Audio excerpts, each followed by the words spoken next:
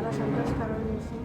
అలాగే ఈ ఐహెచ్ఆర్సీ వారు అనేక సేవా కార్యక్రమాలు చేస్తున్నారు.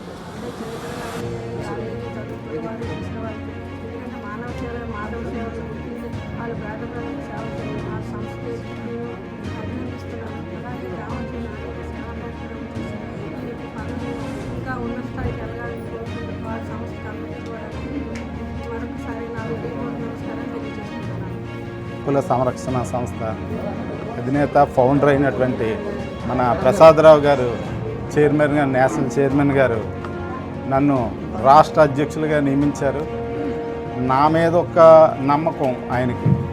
ఆయన ఏదైనా కార్యక్రమం చేస్తారు, ఒక సంస్థను ముందుకు నడిపిస్తారనే నా మీద నమ్మకంతో ఆయన నాకు ఈ బాధ్యతలు అప్పచెప్పారు. ఈ ప్రమాణ స్వీకారానికి మన ఎం సుబ్రహ్మణ్యం గారు హైదరాబాద్ నుంచి రిటైర్డ్ ఐఏఎస్ ఆయన ఎన్నో పదవుల్ని అవిరోధించారు.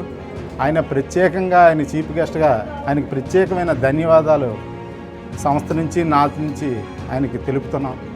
అలాగే మన ముఖ్య అతిథులుగా విచ్చేసిన ఈ కార్యక్రమానికి మన మేయరు విజయలక్ష్మి గారు, డిప్యూటీ మేయర్ శ్రావణి గారు వాళ్ళు ముఖ్య అతిథులుగా విచ్చేశారు.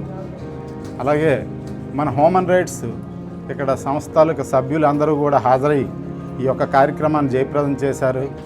మరీ ముఖ్యంగా మన గాజులరేగ టీము, ఏదైతే గాజులరేగ టీం ఉందో వాళ్ళు నాకు పూర్తి సహాయ సహకారాలు అందించారు.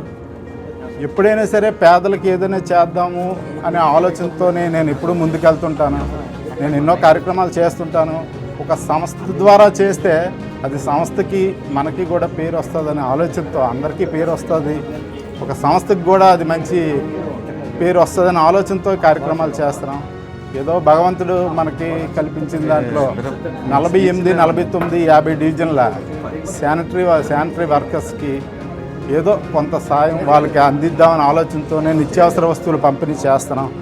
అలాగే రానున్న రోజుల్లో ఈ సంరక్షణ సంస్థ ద్వారా మరిన్ని మంచి కార్యక్రమాలు చేస్తూ ముందుకెళ్తామని అందరికీ ప్రత్యేకమైన ధన్యవాదాలు తెలుపుతూ, ఈ అవకాశం ఇచ్చిన పెద్దలందరికీ ధన్యవాదాలు తెలుపుతూ సెలవు తీసుకుంటున్నాను.